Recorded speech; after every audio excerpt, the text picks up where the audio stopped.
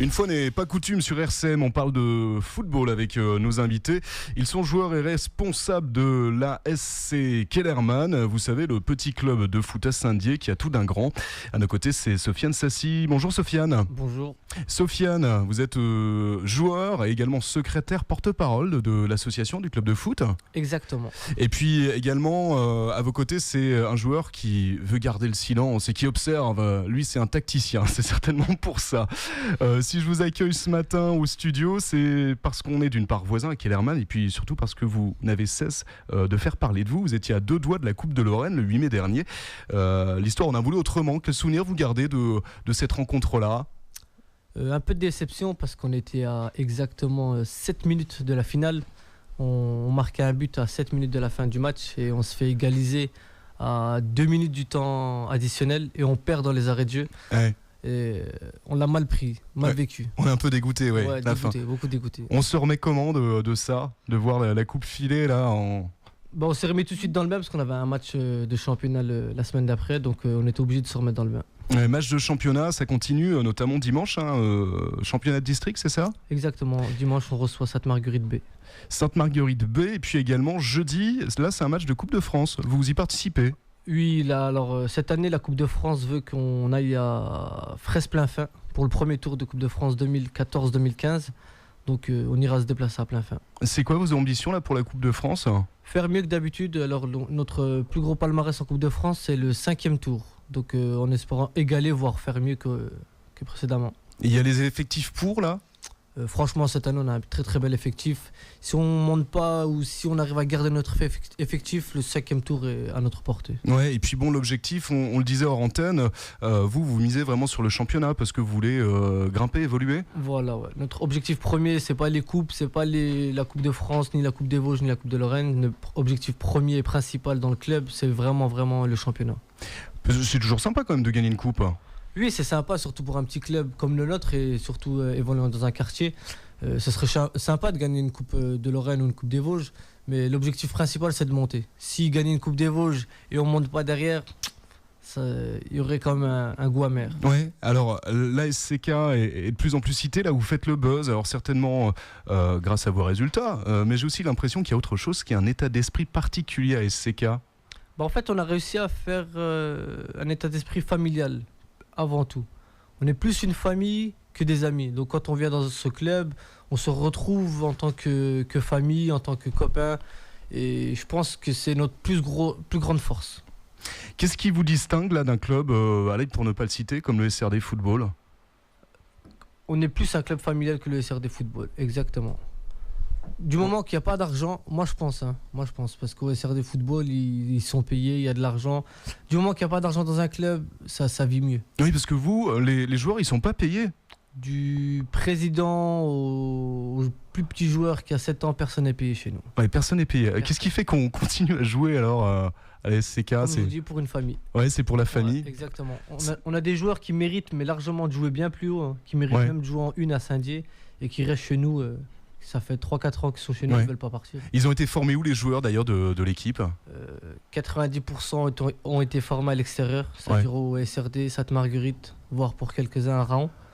Une minorité dont moi j'ai été formé à Kellerman. Ouais. Sinon tous les autres ont été formés dans ces clubs. Et ils viennent à la SCK pour l'esprit. Exactement. Le président Tristan Coq, lui, veut intégrer la Ligue là, d'ici 2 ans, c'est jouable ?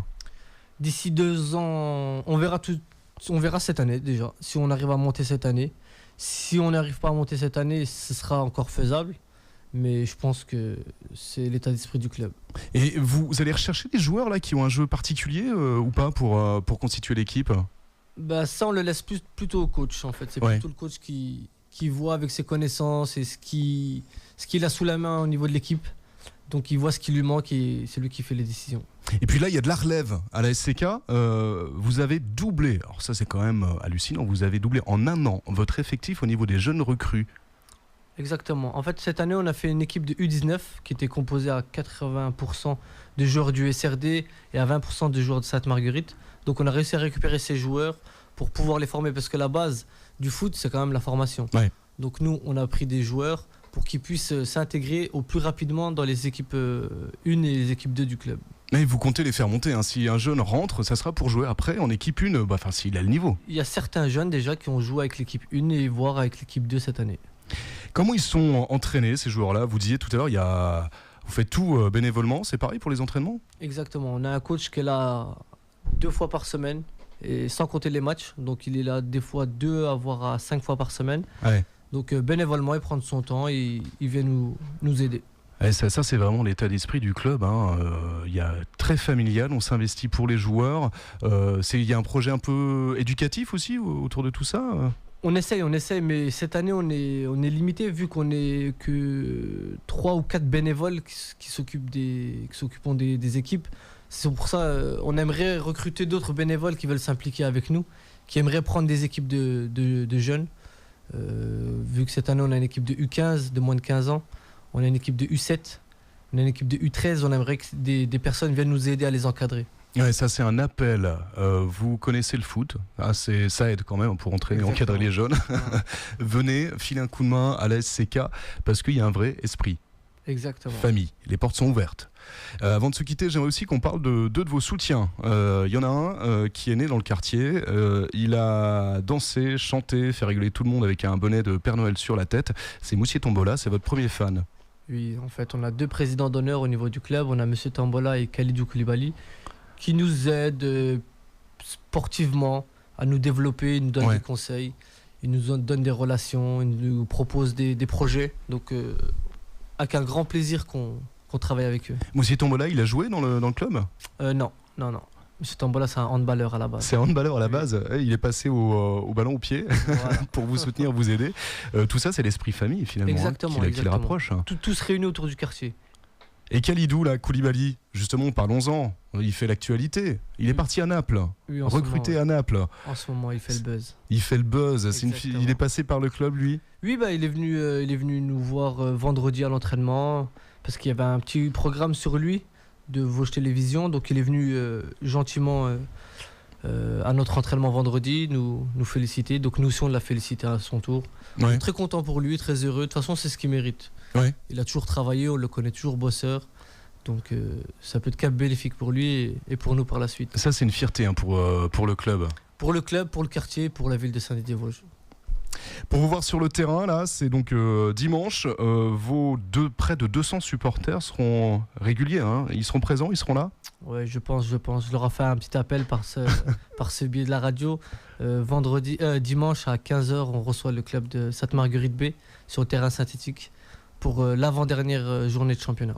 Donc il faut venir, parce que en plus les supporters sont là. Moi je discute avec des gens d'autres clubs, ils disent mais quand on vient jouer à Saint-Denis contre la SCK, ils ont plein de monde là autour du terrain, c'est un truc de dingue qu'on voit pas ailleurs. Franchement, sans se vanter, on a peut-être plus de supporters que le club de l'USRD.